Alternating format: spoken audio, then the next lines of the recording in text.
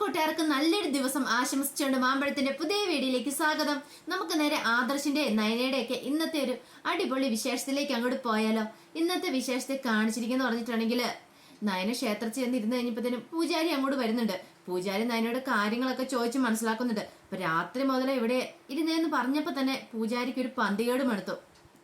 ഇത് ശരിയല്ലല്ലോ, വീട്ടിൽ നിന്ന് എന്തോ വഴക്കിട്ട് വന്നാന്ന് തോന്നേ. എത്രയും പെട്ടെന്ന് അനന്തമൂർത്തി സാറിനെ അറിയിച്ചിട്ട് തന്നെ കാര്യം. പിന്നീട് പൂജാരി മൂർത്തി സാറിനെ വിളിക്കുകയാണ്, മൂർത്തി മുത്തശ്ശനെ വിളിക്കുകയാണ്. ഈ സമയത്താണെങ്കിൽ മൂർത്തി മുത്തശ്ശനും ഭയങ്കര ടെൻഷനിലായിരുന്നു. മുത്തശ്ശിയോട് പറഞ്ഞു, നയനമോൾ എങ്ങോട്ടാ പോയെന്ന് അറിയത്തില്ല, എത്രയും പെട്ടെന്ന് അവളെ കണ്ടെത്തണം. ഇത്രയുടെ സമയമായില്ലേ, ഇതുവരെ ഒരിടത്ത് അവള് പോയിരിക്കുന്നല്ല. അവൾക്കിനി എന്തെങ്കിലും അപകടം പറ്റിയോ അതോ ഇനി ആരെങ്കിലും തട്ടിക്കൊണ്ട് പോയതാണെന്ന് അറിയത്തില്ല. പോലീസിൽ ഒരു കംപ്ലൈന്റ് കൊടുക്കാം എന്നൊക്കെ മുത്തശ്ശിയോട് പറയണം. മുത്തശ്ശി പറഞ്ഞ ശരിയാ, അവള് അങ്ങനെ തന്നിഷ്ടം കാണിക്കുന്ന ഒരു പെൺകുട്ടിയല്ല. അവളുടെ മനസ്സിന് അത്രമാത്രം വേദനിച്ചെങ്കിൽ മാത്രമേ അവൾ എന്തെങ്കിലും ചെയ്യത്തുള്ളൂ. CCTV കണ്ടതാണല്ലോ അവൾ ഇവിടെ നിന്ന് ഇറങ്ങി പോകുന്നത്. ഒരു പക്ഷെ എന്തിനാ അങ്ങനെ പോയെന്ന് അറിയത്തില്ല, എന്തെങ്കിലും കാരണം കാണും. അവളുടെ മനസ്സിന് തക്കതായ മുറിവ് പറ്റിയിട്ടുണ്ടായിരിക്കും. ആദർശ് നമ്മളോട് മറച്ചു വെക്കുന്നതാണെന്ന് പറയാൻ പറ്റില്ല എന്ന് പറയണം. മുത്തശ്ശൻ പറഞ്ഞേ, ആദർശിന്റെ മുഖം കണ്ടിട്ട് അങ്ങനെയൊന്നും തോന്നുന്നില്ല, അവന്റെ സത്യം പറയണേന്നല്ലേ പറഞ്ഞു. അല്ലെങ്കിലും ഇന്നലെ പൂജയുടെ സമയത്ത് രണ്ടുപേരും എത്ര നല്ല സന്തോഷത്തോടെ ഇരുന്നത്. അങ്ങനെ വരും പെട്ടെന്ന് ഇങ്ങനെയൊക്കെ മാറാൻ പറ്റുമോ? എനിക്ക് അതും കൂടെ വിശ്വസിക്കാനേ പറ്റുന്നില്ലെന്ന് പറയാണ്. ഇങ്ങനെ സംസാരിച്ചുകൊണ്ടിരിക്കുന്ന സമയത്ത് മുത്തശ്ശന്റെ ഫോണിലേക്ക് കോള് വരുവാണ്. കോൾ എടുത്തിട്ട് പറഞ്ഞു, ഇത് ക്ഷേത്രത്തിലെ പൂജാരിയാണല്ലോ, എന്താ പോലും രാവിലെ വിളിക്കുന്നത്? ഇനിയിപ്പോ എന്തേലും പൂജയുടെ വഴിപാടിന്റെ കാര്യം വിളിക്കാനായിരിക്കോ പറയാനായിരിക്കോ എന്നോർത്തുകൊണ്ടിരിക്കുമ്പോഴത്തേനും മുത്തശ്ശി പറഞ്ഞു കോൾ എടുക്കാൻ പറയാണ്. അങ്ങനെ മുത്തശ്ശൻ കോൾ എടുക്കുവാണ്. കോൾ എടുത്ത് കഴിഞ്ഞപ്പോഴത്തേനും പൂജാരി കാര്യങ്ങളൊക്കെ പറയണം. നയനയെ ക്ഷേത്രത്തിൽ വെച്ച കണ്ട കാര്യം, നയന ഇവിടെ ഉണ്ടെന്നൊക്കെ.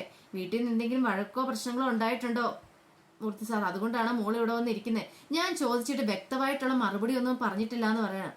മുത്തശ്ശന് കാര്യങ്ങളൊക്കെ മനസ്സിലായി. മുത്തശ്ശൻ പെട്ടെന്ന് ശരി ഇപ്പൊ തന്നെ ഞങ്ങളും കൂടെ എത്താന്ന് പറഞ്ഞ് കോള് കട്ട് ചെയ്യുകയാണ്. മുത്തശ്ശി ചോദിച്ചു, എന്താ പറഞ്ഞേ, എന്താ സംഭവിച്ചതെന്ന് ചോദിക്കുകയാണ്.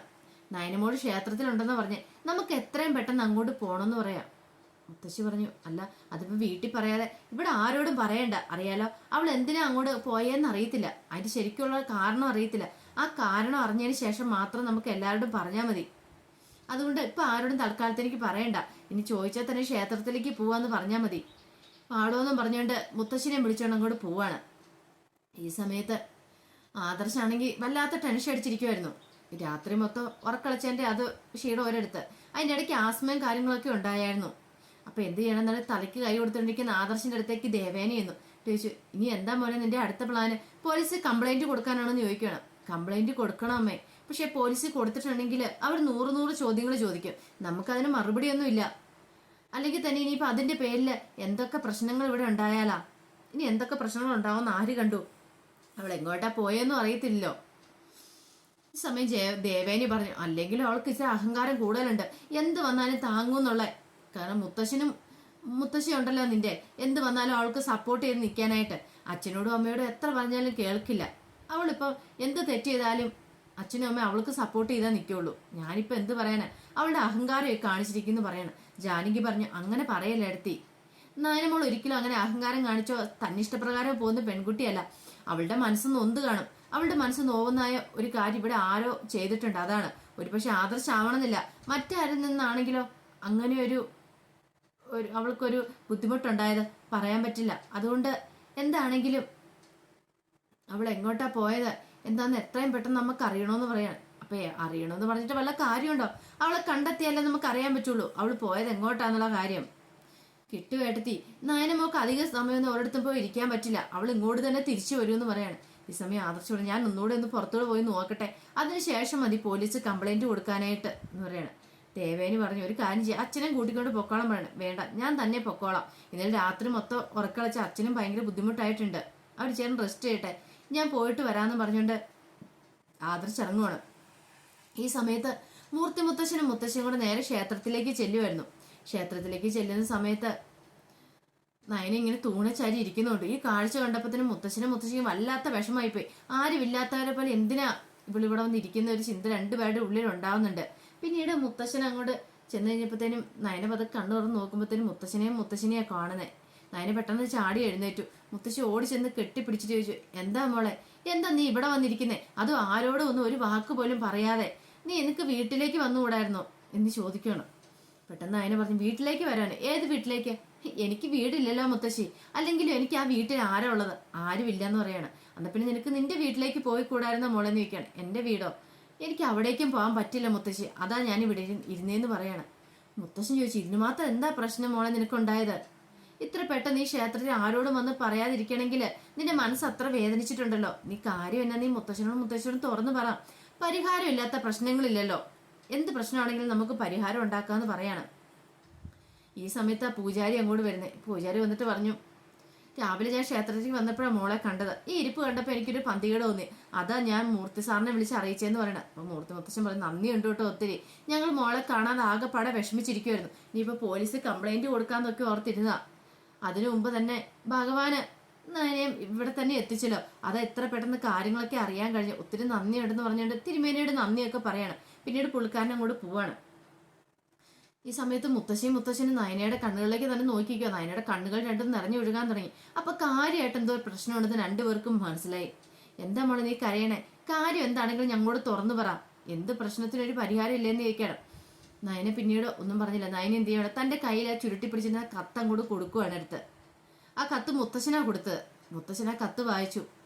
മുത്തശ്ശന് വേണ്ടിയിട്ടാ ഞാൻ നയനോട് സ്നേഹം അഭിനയിക്കുന്നു. എൻ്റെ അമ്മയുടെ മനസ്സ് വേദനിപ്പിക്കാൻ എനിക്ക് ഒട്ടും ഇഷ്ടമില്ല. കുറച്ചാൾ കഴിയുമ്പോഴത്തേനും ഒരുപക്ഷെ മുത്തശ്ശന് കാലശേഷം അമ്മ എന്ത് പറയുന്നത് ഞാൻ അത് അനുസരിക്കും എന്നൊക്കെയായിരുന്നു കത്തിനകത്ത് എഴുതിയിരുന്നത്. ഇത് കണ്ടു കഴിഞ്ഞപ്പോൾ തന്നെ മുത്തശ്ശനൊരു കാര്യം മനസ്സിലായി. ആദർശ സ്നേഹം അഭിനയിക്കുക എന്നാ തോന്നേ. തനിക്ക് വേണ്ടിയിട്ട്, തനിക്ക് തന്ന വാക്ക് പാലിക്കാൻ വേണ്ടിയിട്ട് അവൻ ഇങ്ങനെ ഒരു ത്യാഗം ചെയ്യുന്നത് അതൊരിക്കലും പാടില്ല. അവൻ ഇവളെ സ്നേഹിച്ചു തുടങ്ങണം നന്നായിട്ട്. അതൊരു പക്ഷെ സ്നേഹം ഉണ്ടായിട്ട് ഇനി അഭിനയിക്കുന്നതാണെന്ന് പറയാൻ പറ്റില്ല. ഇങ്ങനൊരു കത്തെഴുതിയത് അവൻ്റെ മനസ്സിലെ വേദനകളൊക്കെ ആയിരിക്കും. ആ ഒരു ചിന്ത ഉണ്ടാകുന്നുണ്ട്. മുത്തശ്ശൻ ഈ കത്ത് വായിച്ച് മുത്തശ്ശിയിലേക്ക് കൊടുക്കണം. മുത്തശ്ശിയും വായിക്കുവാണ്. മുത്തശ്ശി വായിച്ച് പറഞ്ഞു, അവൻ ചെയ്തത് തെറ്റ് തന്നെയാണ് എന്ന് പറഞ്ഞാലും അവൻ നിന്നെ സ്നേഹിക്കുന്നില്ലെന്ന് വിശ്വസിക്കാൻ ഞങ്ങൾക്ക് കഴിയുന്നില്ല മോളെ എന്ന് പറയണം. കത്ത് വായിച്ചിട്ട് മുത്തശ്ശി ഇങ്ങനെ തന്നെയാണ് പറയുന്നതെന്ന് ചോദിക്കുകയാണ്. അതെ, കത്ത് വായിച്ചെങ്കിൽ അവന് നിന്നോട് സ്നേഹമുണ്ട്. പക്ഷേ എങ്കിൽ അത് ദേവയാനിയുടെ മുന്നിൽ തുറന്ന് പ്രകടിപ്പിക്കാൻ അവന് സാധിക്കുന്നില്ല. എല്ലാവരെക്കാളും കൂടുതൽ അവൻ നിന്നെ സ്നേഹിക്കുന്നത്. പക്ഷെ ദേവയാനിയുടെ മനസ്സ് നോവുമെന്നൊരു വേദന അവന്റെ ഉള്ളിലുണ്ട്. ദേവയാനി നിന്നെ സ്നേഹിക്കുമായിരുന്നെങ്കിൽ അവൻ പൊന്നുപോലെ നിന്നെ സ്നേഹിച്ചാണ്. ഇപ്പൊ ഇങ്ങനത്തെ ഒരു കത്തൊന്നും അവൻ ഒരിക്കലും എഴുതില്ലായിരുന്നു. അവൻ ഈ കത്ത് എഴുതിയതിന്റെ പിന്നില് അവന്റെ മനസ്സിലൊരു വേവലാതിയുണ്ട്. അതാന്ന് പറയാണ്. നയന പറഞ്ഞു, എന്നാലും ഇങ്ങനെ ഇത്രയും കാലം എന്നെ വഞ്ചിക്കുമല്ലായിരുന്നോ മുത്തശ്ശി? ഞാൻ ആത്മാർത്ഥമായിട്ട് സ്നേഹം വന്ന് തെറ്റിദ്ധരിച്ചു. പക്ഷെ ഒരു പെണ്ണിന് സഹിക്കാൻ പറ്റാത്ത കാര്യമാണ് ചെയ്തിരിക്കുന്നത്. സ്നേഹിച്ച് വഞ്ചിക്കുക എന്ന് പറഞ്ഞിട്ടുണ്ടെങ്കിൽ എന്തെങ്കിലും ഉണ്ടെ തുറന്നു പറഞ്ഞാൽ പോലായിരുന്നോ? നിന്നെ ഇഷ്ടമില്ലെന്ന് പറഞ്ഞാൽ ഇഷ്ടമില്ല, അത്ര തന്നെ. ഇത്രയും നാളായി ഞാൻ വന്നിട്ട് ആ കുടുംബത്തില്. ആദ്യമൊക്കെ ആദർശാണ് എന്നെ കണ്ണെടുത്താൽ കാണത്തില്ലായിരുന്നു. ഇപ്പോഴല്ലേ സ്നേഹങ്ങളൊക്കെ കാണിച്ചു തുടങ്ങിയത്. ആ സമയത്ത് ഞാൻ ആ കുടുംബത്തിൽ പിടിച്ചു നിന്നിട്ടില്ലേ മുത്തശ്ശി? കരയേണ്ട പല സന്ദർഭങ്ങളും ഉണ്ടായിട്ടുണ്ട്. എന്നിട്ട് പോലും ഞാൻ കരഞ്ഞിട്ടില്ല. ഇപ്പോഴതിനേക്കാളും വലിയ വിഷമങ്ങളുണ്ടായി. എനിക്ക് ആ വീട്ടിൽ നിൽക്കാൻ തോന്നിയില്ല മുത്തശ്ശി. അല്ലെങ്കിലും എന്തിന്റെ പേര് ഞാൻ ആ വീട്ടിൽ നിൽക്കണം? കല്യാണം കഴിച്ച ഭർത്താവ് സ്നേഹിക്കുന്നില്ല. അമ്മായിയമ്മയോ ഒറ്റ സ്നേഹം തരുന്നുണ്ടോ? എന്നെ ഒരു മരുമോളായിട്ട് അമ്മ എന്തെങ്കിലും അംഗീകരിച്ചിട്ടുണ്ടോ? പക്ഷെ ഞാൻ ആരോടും ഒരു പരാതിയോ പരിഭവങ്ങളോ പറയാറില്ലല്ലോ. അതോടൊപ്പം തന്നെ ആദർശാനാണെങ്കിൽ ഇപ്പോഴാണ് ഈ സ്നേഹങ്ങളൊക്കെ കാണിക്കുന്നത്. മുമ്പ് എങ്ങനെയായിരുന്നു എന്നോട് പെരുമാറിയിരുന്നത്? അതൊക്കെ മുത്തശ്ശനും മുത്തശ്ശിക്കും അറിയാവുന്നതല്ലേ. എന്നിട്ട് പോലും ഞാനത് സഹിച്ചു ക്ഷമിച്ച് മുന്നോട്ട് പോയില്ലേന്ന് ചോദിക്കുകയാണ്. മുത്തശ്ശൻ പറഞ്ഞു, പോട്ടെ മോളെ, നീ അതൊന്നും ഓർത്ത് വിഷമിക്കണ്ട. ഇനിയിപ്പം കഴിഞ്ഞത് കഴിഞ്ഞു. നീ വീട്ടിലേക്ക് തിരിച്ചു വരാൻ പറയാം. നയന പറഞ്ഞു, ഇല്ല മുത്തശ്ശ, ഞാൻ തിരിച്ചു വരത്തില്ല. അല്ലെങ്കിലും ഞാൻ എന്തിന്റെ പേരിൽ അങ്ങോട്ട് വരേണ്ട ആവശ്യമില്ല. എന്നെ സ്നേഹിക്കാൻ അവിടെ ആരാ ഉള്ളതെന്ന് ചോദിക്കണം. മുത്തശ്ശി പറഞ്ഞു, അങ്ങനെ പറയരുത്. നിന്നെ സ്നേഹിക്കാൻ ഞങ്ങളൊക്കെ ഇല്ലേ? നിന്റെ കണ്ണ് നനയാതെ ഇത്രയും കാലം ഞാൻ നോക്കിയില്ലേ? ഒരു വാക്ക് ഞാൻ നിനക്ക് തരാം. ഇനി ഞാൻ പറഞ്ഞിട്ട് നീ ആ വീട്ടിലേക്ക് തിരിച്ചു കയറുവാണെങ്കിൽ ഒരിക്കലും നിന്റെ കണ്ണ് നിറയാൻ ഞാൻ നോക്കിക്കോളാം. ഈ മുത്തശ്ശിനെ നിനക്ക് വിശ്വാസമില്ലെന്ന് ചോദിക്കണം. മുത്തശ്ശൻ പറഞ്ഞു, ശരിയാ, ഇനി മുത്തശ്ശി പറഞ്ഞു കേട്ടില്ലേ മോളെ? നീ പറയുന്ന അനുസരിക്ക്. അങ്ങോട്ട് തിരിച്ചു വരാൻ പറയാണ്.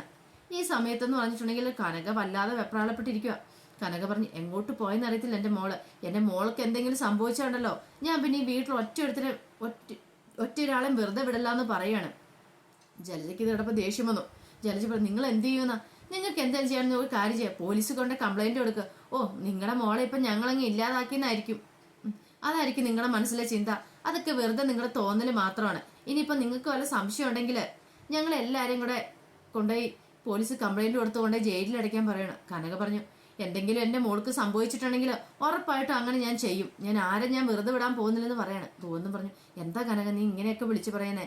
പിന്നെ ഞാൻ എന്ത് ചെയ്യണം ഗോവിന്ദേട്ടാ? നമ്മൾ വൈകുന്നേരം കൊണ്ട് ഒരു കുഴപ്പമില്ലാതെ അവൾ ഇവിടുന്ന് കണ്ടിട്ട് പോയില്ലേ? എൻ്റെ നയനമോൾ ഇങ്ങനെയൊന്നും ചെയ്യുന്നതല്ല. അവൾ ഇങ്ങനെ ചെയ്തെങ്കിൽ അതിന് തക്കതായ കാരണം കാണും. പെറ്റമ്മയായ എനിക്ക് അവളുടെ മനസ്സ് മനസ്സിലാക്കാൻ പറ്റും, വേറെ ആരൊക്കെ മനസ്സിലാക്കിയില്ലെങ്കിലും. അങ്ങനെ ഇതിനെക്കുറിച്ചൊക്കെ സംസാരിച്ചുകൊണ്ടിരിക്കുമ്പോൾ തന്നെ ഗോവിന്ദനും വല്ലാത്ത വിഷമം വരുന്നുണ്ട്. ഇനിയിപ്പോൾ ആരോട് ചെന്ന് ചോദിക്കാനാ? ഗോവിന്ദൻ പറഞ്ഞു, ഒരു കാര്യം ചെയ്യാം, ഞാനും കൂടെ പോയെന്ന് അന്വേഷിക്കാന്ന് പറയണം. ഗോവിന്ദൻ എങ്ങോട്ട് പോയി അന്വേഷിക്കാനാ? ഇത്ര ആൾക്കാർ ഈ രാത്രി മൊത്തം അന്വേഷിച്ചിട്ട് കണ്ടെത്തിയിട്ടില്ല. ഇനിയിപ്പോൾ പോലീസ് കംപ്ലൈന്റ് കൊടുക്കുക ഒരു നിവൃത്തിയുള്ളൂ. എത്രയും പെട്ടെന്ന് കൊടുക്കണം. ഇവർക്ക് കൊടുക്കാൻ പറ്റില്ലെങ്കിൽ നമുക്ക് പോയി കൊടുക്കാൻ ഗോവിന്ദേട്ടാ. നമ്മുടെ മോളല്ലേ, നമുക്ക് അവളെ തള്ളിക്കളയാൻ പറ്റില്ലല്ലോ. അവളെ കാണാതിരിക്കുന്ന ഒരു നിമിഷം എൻ്റെ ചങ്ക് പൊട്ടിപ്പോയിക്കൊണ്ടിരിക്കുകയാണ്, അറിയാവോ? അത് പെറ്റമ്മയായി എൻ്റെ വേദന എനിക്ക് മാത്രമേ മനസ്സിലാവുള്ളൂ, അല്ലാതെ മറ്റാർക്കും അത് മനസ്സിലാവില്ലെന്ന് പറയണം. ജലജ പറഞ്ഞു, പിന്നെ അവൾ തോന്നിയാസം കാണിച്ചതിനെ വേറുള്ളവരുടെ മേത്തേക്ക് കയറിട്ട് വല്ല കാര്യമുണ്ടോ? അവൾക്കല്ലെങ്കിൽ ഇതിന്റെ വല്ല ആവശ്യം ഉണ്ടായിരുന്നോ? പറഞ്ഞിട്ട് കാര്യമില്ല, തിന്നിട്ട് എല്ലി കുത്തിയതാ. ഇപ്പൊ ആദർശം അവളുടെ എല്ലാത്തിനും തുള്ളി നിന്നിട്ട് എങ്ങനെയൊക്കെ അവള് കാണിച്ചുകൊണ്ടിരിക്കണം എന്നൊക്കെ പറഞ്ഞ് ജലജ കുറ്റപ്പെടുത്തിക്കൊണ്ടിരിക്കുകയാണ്. ഈ സമയത്ത് ജാനകി പറഞ്ഞു, എന്തിനാ ഏട്ടത്തി വെറുതെ ഇങ്ങനെ കുറ്റം പറഞ്ഞുകൊണ്ടിരിക്കണേ? കുറ്റം പറഞ്ഞിട്ട് ഏട്ടത്തിക്ക് എന്തെങ്കിലും പ്രയോജനം കിട്ടുമോ? അവരവരുടെ വിഷമല്ലേ പറയുന്നേ, ഒരു പെറ്റമ്മയുടെ വിഷമല്ലേ പറഞ്ഞുകൊണ്ടിരിക്കണേന്ന് പറയാണ്. പിന്നീട് കാണിക എന്ന് പറഞ്ഞാൽ ആദർശം എല്ലാത്തിടത്തും നോക്കി നടന്നു, പക്ഷെ ഒരിടത്തും കണ്ടെത്താൻ പറ്റിയിട്ടില്ല. ഇനി ഇവിടെ എങ്ങോട്ട് പോയി എൻ്റെ ഭഗവാനെ? നീയായിട്ടൊരു വഴി കാണിച്ചാ എനിക്കിപ്പം എവിടെ പോയി അന്വേഷിക്കണം, എന്ത് ചെയ്യണമെന്ന് അറിയത്തില്ല. CCTVക്കകത്ത് കണ്ട് അവൾ തന്നെ പുറത്തേക്ക് പോരുന്ന. അങ്ങനെയാണെങ്കിൽ അവളെ ഗുണ്ടകളാരും പിടിച്ചോണ്ട് പോകാൻ ഒരു വഴിയില്ല. അവൾ എവിടെയെങ്കിലും പോയി മറഞ്ഞിരിക്കുന്നതാണോ തന്നെ പറ്റിക്കാനായിട്ട്? അങ്ങനെയൊക്കെ ചിന്തിച്ചുകൊണ്ട് അങ്ങോട്ട് ക്ഷേത്രത്തിന് മുന്നിൽ കൂടെ വരുമ്പോഴാണ് ക്ഷേത്രത്തിനടുത്ത് മുത്തശ്ശന്റെ കാറ് കിടക്കുന്നുണ്ടേ. ഇതെന്താ ഇവിടെ കാറ് കിടക്കുന്നത്? മുത്തശ്ശനും മുത്തശ്ശി ഇവിടെ ഉണ്ടോ? ഇനിയിപ്പം വേറെ ആരെങ്കിലും ആണോ? അതിനെക്കുറിച്ച് എന്തെങ്കിലും വിവരങ്ങൾ കിട്ടിയോ എന്ന് ഓർത്തോണ്ട് ആദർശം നേരെ ക്ഷേത്രത്തിനകത്തേക്ക് ഇങ്ങോട്ട് കയറി വരുവാണ്. കയറി വന്നു കഴിയുമ്പോൾ കാണുന്ന കാഴ്ച എന്ന് പറഞ്ഞിട്ടുണ്ടെങ്കിൽ മുത്തശ്ശനും മുത്തശ്ശനും നയനയും കൂടെ സംസാരിച്ചുകൊണ്ടിരിക്കുമായിരുന്നു. ഇത് കണ്ടതും ആദർശം ഒരു നിമിഷം ഒന്ന് ഞെട്ടിപ്പോയി. അങ്ങനെ ആദർശനും മനസ്സ് നല്ല സന്തോഷമായി. കാരണം ഇനിയിപ്പോൾ പേടിക്കേണ്ടതില്ല, ജീവനോടെ കണ്ടെത്തിയല്ലോ, അവൾക്ക് ഒരു കുഴപ്പമൊന്നും സംഭവിച്ചിട്ടില്ലെന്ന് തോന്നേ. അങ്ങനെ ആദർശം നയനയുടെ അടുത്തേക്ക് വരുമായിരുന്നു. നയനയുടെ അടുത്തേക്ക് വന്നപ്പോൾ തന്നെ ആദർശം പൊട്ടിത്തെറിക്കുക. നീ എന്ത് പരിപാടിയാണ് കാണിച്ചേ? നിനക്ക് എന്നെ തലയ്ക്ക് ഭ്രാന്തണ്ടോ? അല്ലെങ്കിൽ ആരെങ്കിലും ചെയ്യുന്ന പരിപാടിയാണോ നീ ചെയ്തതെന്ന് ചോദിച്ചോണ്ട് നയനോട് ഭയങ്കരമായിട്ട് കിടന്ന് റേസ് ആവുകയാണ്. മുത്തശ്ശി പറഞ്ഞു, പോട്ടെ മോനെ, അവളെ കണ്ടല്ലോ. പോട്ടെ മോളേന്നോ? ആ മുത്തശ്ശി എന്താ പറയണത്? ഇത്ര സമയമായിട്ട് നമ്മൾ എത്രമാത്രം വേദന നിന്നു. രാത്രിയിൽ ഒരു പോളെ കണ്ണുറങ്ങിയിട്ടില്ല, ഒരു വെള്ളം പോലും കുടിക്കാതെ അലഞ്ഞു തിരിഞ്ഞ് നടന്ന്. കുടുംബത്തിലുള്ളവരാണെങ്കിലോ ഇനി കണ്ടില്ലെങ്കിൽ പോലീസ് കംപ്ലൈന്റ് കൊടുക്കാന്ന് പറഞ്ഞിരിക്കുക. ഇവളുടെ അമ്മ വന്നിട്ട് എന്തൊക്കെയാ അവിടെ പറയണമെന്നറിയാവോ? അത് ഇവൾക്ക് വല്ലതും അറിയണോ? ഇവള് ഞാനിന്ന് ഉണ്ടല്ലോ എന്ന് പറഞ്ഞോണ്ട് അടിക്കാൻ അങ്ങോട്ട് കൈ ഓങ്ങുവാണ്. പെട്ടെന്ന് അതിനെ ഇങ്ങനെ നോക്കിക്കഴിഞ്ഞപ്പത്തിന് ആദർശ് കൈ താഴെ കിട്ടും. മുത്തശ്ശി പറഞ്ഞു, എന്താടാ നീ അടിക്കാത്തെ? നിനക്ക് അടിക്കാൻ മേലായിരുന്നോ? നിനക്ക് കൈ പൊങ്ങിയിട്ടെന്നാ നീ അടിക്കായിരുന്നു? അടിക്കടാന്ന് പറയാണ്. ഇത് കേട്ടതും ആദർശിന് പിന്നെ എന്ത് മറുപടി പറയണമെന്ന് അറിയത്തില്ലായിരുന്നു. അങ്ങനെ അതിന്റെ വിശേഷങ്ങളെ നമ്മളിന്ന് കണ്ടേന്ന് പറഞ്ഞിട്ടുണ്ടെങ്കിൽ ഇനിയിപ്പം മുത്തശ്ശനും മുത്തശ്ശിയും ആദർശക്കുട്ടി വീട്ടിലേക്ക് കൂട്ടിക്കൊണ്ട് പോകുന്നുണ്ട്. വീട്ടിൽ ചെന്ന് കഴിയുമ്പോഴത്തേനും കനയ്ക്കും ഗോവിന്ദനൊക്കെ സന്തോഷമാകുന്നുണ്ട്. അപ്പൊ അതിന്റെ വിശേഷങ്ങളൊക്കെ വരുന്നുള്ളൂ കേട്ടോ. ആ വിശേഷങ്ങൾക്കായി നമുക്ക് എല്ലാവർക്കും കാത്തിരിക്കാം കേട്ടോ. ഒരിക്കൽ കൂടി എല്ലാവർക്കും നല്ലൊരു ദിവസം ആശംസിച്ചുകൊണ്ട് നിർത്തുന്നു. നന്ദി.